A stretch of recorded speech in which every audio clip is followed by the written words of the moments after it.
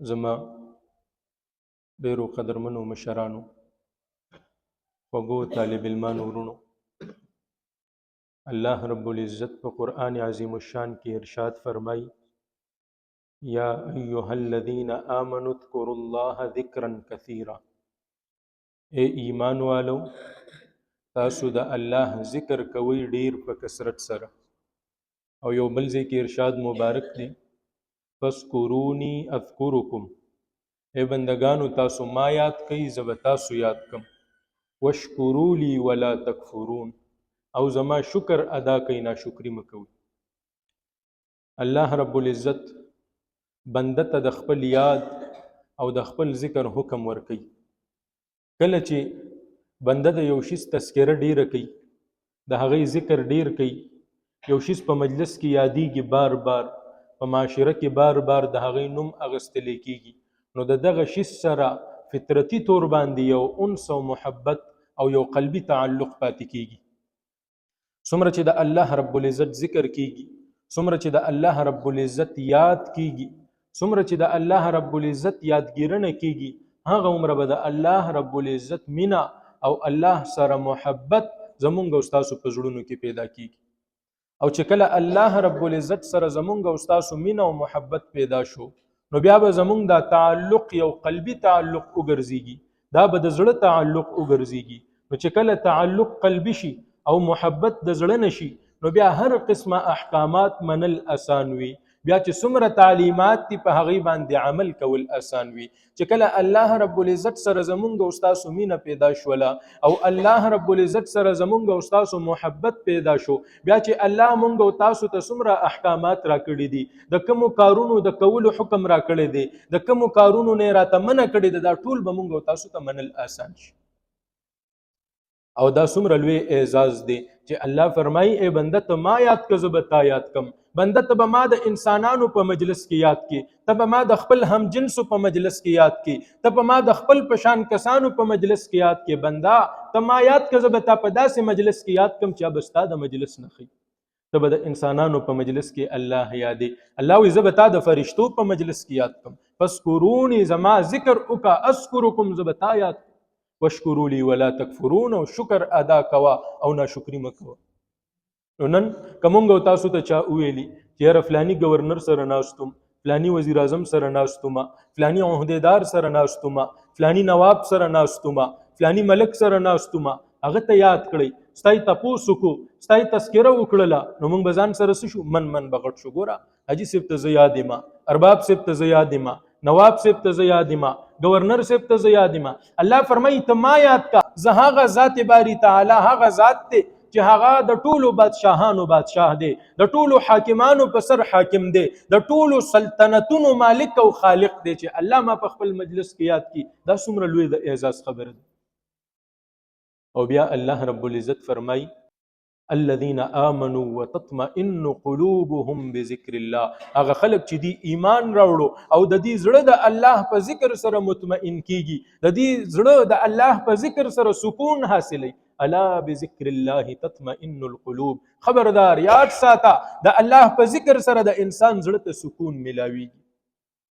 نن تاسو په دنیا کې وګرځئ، لوی لوی عہدیدار خلک دي، لوی لوی مالدار دي، لوی لوی منصبونو والا دي، اب تاسو وی زما ټیک ټاک آمدن دی، زما ټیک ټاک دنیاوی عزت دی، زما ټیک ټاک مقام او مرتبه ده، هو بهر خو ماته جی جان کیږي، خلک راته ټیټ پاس کیږي، ماته د مال او دولت څخه کمې نشته. خو چې کله زما د خپل وجود خبره شو او په خپل وجود کې مې دا یو د غوښه ټوټه د زړه خبره شونه، زړه مې په سکون نه دی، بی سکونی ده، بی اطمینانی ده او بی قراری ده.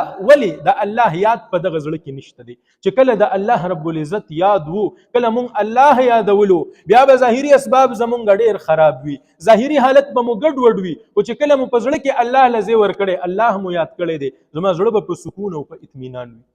نو دا سکون او اطمینان دا محلات سره خاص نه دی، دا روپو سره خاص نه دی، دا مال سره خاص نه دی، بلکې سکون دا هغه شیز دی چې دا الله بنده ته ورکوي. چې الله وغواړي د بنده زړه ته سکون ملو شي، او الله موږ د تاسو ته نسخه وښودله، که تاسو سکون او اطمینان غواړئ او د زړه قرار غواړئ، ما یاد کوئ، زما ذکر وکړئ، ستاسو زړه به مطمئن شي، ستاسو زړه به پرسکونه شي.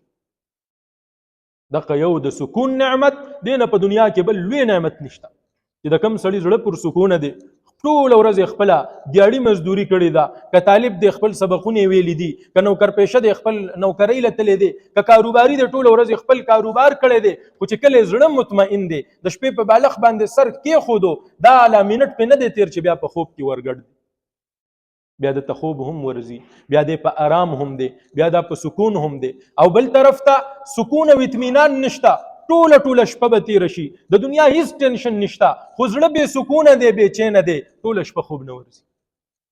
نو هغه ژوند چې هغه د غربت په حالت کې دی، هغه د تنګدستۍ په حالت کې دی، او هغه د سکون والا ژوند دی، دا غوره دی د هغه ژوند نه چې هغه ظاهري عیش و عشرت شته دی، ظاهري د مال فراواني شته دی، خو اندرون خانه په د زړه سکون نشته، د زړه اطمینان نشته.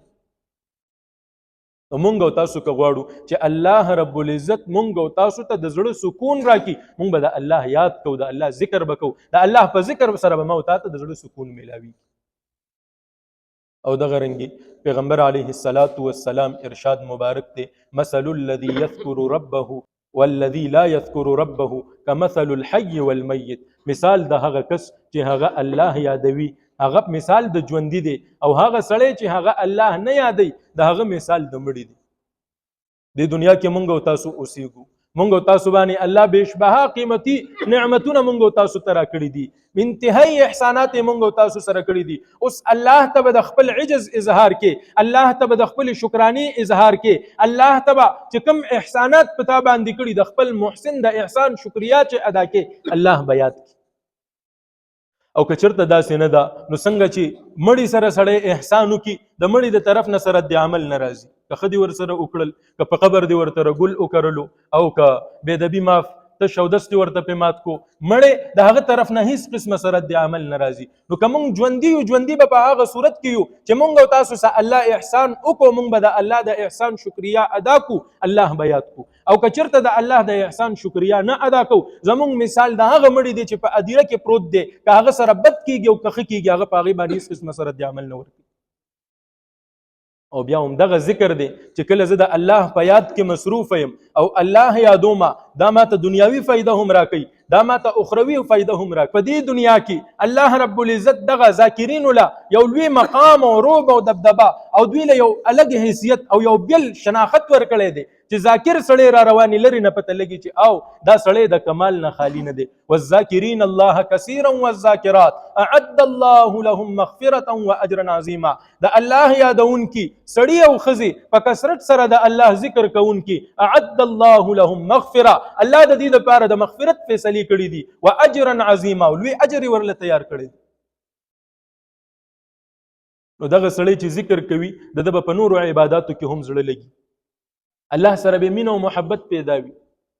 او پیغمبر علیه الصلاۃ والسلام نه یو صحابي تپوس کوي، یا رسول الله زه کوم عمل وکړم؟ پیغمبر علیه الصلاۃ والسلام ته فرمایي د الله په ذکر باندې خپله ژبه لمده ساته. ژبه لمدېدل څه ته وایي؟ دا حافظان ناستې دي چې کله دې ته سپاره یادوي او سبقي او منزل ورته یادي نو بیا ژبه نه وچېږي، مرۍ نه وچېږي، خو فر لګیایي استاذ ته اوري. او چې کله سبق ورته یاد نه وي نو بیا څه وایي؟ مرۍ مې اوچه ده. نو چې کله د بنده الله رب العزت سره مینه وي او محبت وي، د ژبه لمده وي، د 8 غنټې هم د الله یاد کولی شي، د 10 غنټې هم الله یادولی شي، د ټوله شپه الله یادولی شي. لکه موږ د مشرانو سلفو وکابرینو متعلق اورو چې دوی به ټوله شپه د الله عبادت کولو. د خلکو بیل دا څنګه خبره ده؟ یو سړی څنګه په 2 رکعاتو کې ټول قرآن ووایي په یو شپه کې؟ یو سړی څنګه 100 رکعاته نفل کوي په یو شپه کې؟ یو سړی څنګه 10 زره ځل درود شریف وایي په یو شپه کې؟ دا به عقل نه منله. او اوس نن سبا ځوانانو ته وګورئ چې دا ماسخوتن برستنې ته ننوځي او موبایل ورسره وي ټوله شپه تر سحر اذانه پورې، ته باندې ته غږ مه کوه، دی به سحر تر اذانه پورې پروت وي دغه موبایل ته او دی به هېڅ قسمه څه سختي نه محسوسوي. ولی موبایل هغه چې کوم اهمیت دی او موبایل سره د کومه مینه ده د هغې د وجې دی دا ټوله شپه رونی، دا ټوله شپه په ځان باندې ویښه تېروي او دغه موبایل ته ناست وي. چې کله زما او ستا دغه مینه الله سره پیدا شوله بیا به ټوله شپه زه عبادت هم کوم، ټوله شپه به نوافل هم کوم، ټوله شپه به ذکر اذکار هم کوم او زما ژبه به د الله رب العزت په یاد باندې لمدی. او دغه سړی چې دا ذکر کوي الله رب العزت د نورو ګناهونو نه، د نور معصیتونو نه دی بچ کوي، دله یو نور ورکي، د الله خپل یو نور دی، په ظاهره باندې مو ته نه ښکاري. لکه اوس به یو سړی دا وموي چې دا څنګه زه خو ذکر کوم، زه فلانی حضرت سره بیعت یم، زه خپل معمولات کوم، خپل اورات کوم، خو ما ته هغه ظاهري فایده د دې نه ښکاري. لکه زه ذکر کوم بس عام معمول دی هغه پوره کوم. نو موږ او تاسو روزانه روټۍ خورو، آیا موږ چېرته ډوډۍ نه پس تلې ته ختلي چې ورېږه دا ډوډۍ ما وخوړله، زما څومره وزن سیوا شو، څومره مې اینه سیوا شوله، څومره مې هډوکي مضبوط شو، څومره مې کیلشیم سیوا شو، څومره راکې پروټین رالی، دا شیزونه موږ نه ګورو. خو د دغه روټۍ اثر دا دی چې زما په غوښه باندې اثر کوي، زما په هډوکي باندې اثر کوي، زما په وینه باندې اثر کوي. د قرنګ دغه نور د الله د ذکر دی په ظاهره تا ته نه ښکاري. کم سړی چې غټ وي دته خپل ځان غټ نه محسوسېږي، بل سړی وایي لکه فلانی غټ شو. کم سړی چې کمزوري شي هغه ته خپل ځان کمزوري نه ښکاري، بل سړی هلکه وایي وزن دی کم شو. ولې د خو دغه روټین دی، دا روزانه هم د خپل وجود ویني، خپل ځان ویني، دته په ځان کې څه بدلون نه محسوسېږي. خو چې کله 2 میاشتې د مسلسل ورزش وکړو دته خو پته نشته، خو باري سړی به چې هلکه ډېر فرق در کې راغلی دی. دته 2 میاشتې ښه د بادب خوراک وکړو دته پته نه لګي، خو باري سړی به چې دا وګوره ډېر فرق در کې هلکه غټ شوی، خیر خو دی که نه وایي اننګي دې سره شو. نو ګوره کوم سړی چې ذکر کوي اوس د یو ټایم په ذکر باندې دا شیشې ته ودرېږي چې ورېږه ما کې نورانیت رالو او که نه ورېږه زما زړه ته څومره سکون میلاو شو، دا تا ته دغه وخت کې پته نه لګېږي. خو 2 میاشتې بعد ته وګوره ته به هم محسوسې، بل به هم محسوسې چې واقعي د هغه ذکر برکت شته دی. او حکیم الامت مولانا اشرف علي تانوي صاحب رحمت الله تعالی علیه فرمایي وایي د ذکر برکات د دې نتایج او اثرات دا په خپل ځای باندې مسلم دي چې کوم انسان د ذکر اهتمام کوي هغه اثرات به دې ویني، دی به حاصلې. خو د 3 خبرو نه به ځان ساتي. هغه 3 کمې خبرې دي. لومبۍ خبره دا ده چې دی به د ډېرو خبرو نه ځان ساتي، قلت کلام بخپلی. دا نه دی چې کوم مجلس کې ناست دی، که دروغ دی، که رښتیا دی، که غیبت دی، که بهتان دی، که بل پسې ملنډې دي، چغلي ده، هغې ځان لګونه ښه که دا نه هم کوي، هسې به یو مجلس کې ناست دی او فضول خبرې کوي، عبث خبرې کوي، داسې خبرې چې د هغې نه په دین څه فایده دته شته او نه د دنیا څه فایده شته. که د دین فایده میلاویږي ذکر کوي، موږ ورته هلکه آخرت کې ورپسې میټر چالو دی، پرېږده چې ذکر کوي ښه کار کوي. که د دنیا فایده ورته میلاویږي موږ وایي زه روزګار کوي، پرېږده چې پیسې وګټي، په هغه پیسو کې بس خیر ښېګړې کار هم کوي، د الله په لار کې به یې لګوي، پرېږده چې خبرې کوي. اوس داسې خبرې چې د هغې نه ماته په دین کې فایده شته او نه په دنیا کې فایده شته دی، دغسې خبرې کول دې سره د انسان زړه غافله کېږي. کثرت کلام دا باعث د غفلت د زړه ګرځېږي، لهذا د کثرت کلام نه به ځان وساتي. داسې خبرې چې د هغې نه د دین فایده شته او نه د دنیا فایده شته. مرزا مظهر جان جانا رحمت الله دا د انډیا یو بزرګ تیر شوی دی او ډیر نفیس مزاج او ډیر زیات حساس طبیعت والا. خپل فرمای و چې زما په بستر باندې صادر مې لږ معمولی غوندې ګونجي زما په سر باندې دړ شي، داسې طبیعت ول الله ورکړو. او ښځې ول الله داسې ورکړو چې څومره دا حساس هغه عمر هغه بې پروا. لکه یو بزرګ باره کې راځي څه مریدان یې راغلي د بل کلي نه چې دلته راغلي دي، کور ور یې ټکولی دی، هغه زنانه راوتې ده و چې پیر صاحب شته، ستاسو دماغ خراب دی، دې سړي نه پیر جوړ کړی دی، دا پیر بلا داسې خبرې اترې ورته کړي، هغې چې کوم دی نو رد به دې ورته ویلي یا کسان تللي دي. لاره کې پیر صاحب را روان دی، وایي پیر صاحب په دنیا کې خو له خدای دومره مقام او مرتبه درکړي چې هر سړی وایي چې زه د خدمت د خپل ځان لپاره د سعادت ذریعه ګڼم، او کور کې د دا حال او دا حیثیت دی. وایي بچو خفه کېږئ منن چې مال الله دا مقام راکړی دی، دا د دې بد زبانه ښځې د وجې دی چې زه ښځې سره صبر کوم، ګزاره کوم، الله راله دا مقام او مرتبه راکړی چې ته د بل ملک نه راځي او دلته زما زیارت لپاره. نو مرزا مظهر جان جانا رحمت الله تعالی علیه په دلی کې ناست دی جامع مسجد کې، او د بلخ طالبان دي، افغانستان کې یو ښار دی بلخ، د هغې یو 2 طالبان دي شهرت یې اورېدلی چې راځئ پیر صاحب له به لاړ شو، بیعت به ورسره وکړو، د خپل نفس اصلاح به وکړو. چې کله جومات ته تللي دي پخوا زمانې چې څنګه به حوضونه او تالابونه روانې اوبه په هغې کې به خلکو دا چارندام کولو، دا طالبان ناست دي د حوض په غاړه باندې او نستوري رانغاړلي دي او اودس کوي، چارندام کوي. په دې چارندام کې دا یو طالب علم دی بل ته وایي چې دا د دې جومات دا حوض او دا تالاب غټ دی، او که بلخ کې زمونږ د جومات چې کوم تالاب دی هغه غټ دی. یو وی د دې جماعت غټ دی، بل وی دا بل جماعت غټ دی. او خوا کې اوس دا مرزا مظهر جان جانا رحمت الله علیه هم دی، هغه هم اودس کوي، دا خبرې اوري. چې کله مونځ شو دا طالبان لاړل پیر صاحب ته کېناستل، پیر صاحب مونږ راغلي یو د بلخ نه، بل څه مقصد هم نشته، د دنیا هدف هم نشته، صرف او صرف ستا زیارت او ملاقات دپاره او د دې خبرې دپاره چې زمونږ د باطن اصلاح وشي، لهذا مونږ بیعت کا. پیر صاحب ورته وایي چې دا راته ووایې چې د بلخ د جامع مسجد حوض غټ دی او که د دلي د جامع مسجد حوض غټ دی. اول راته د دې خبرې جواب راکړئ، هغې نه پس من بیعت کوم.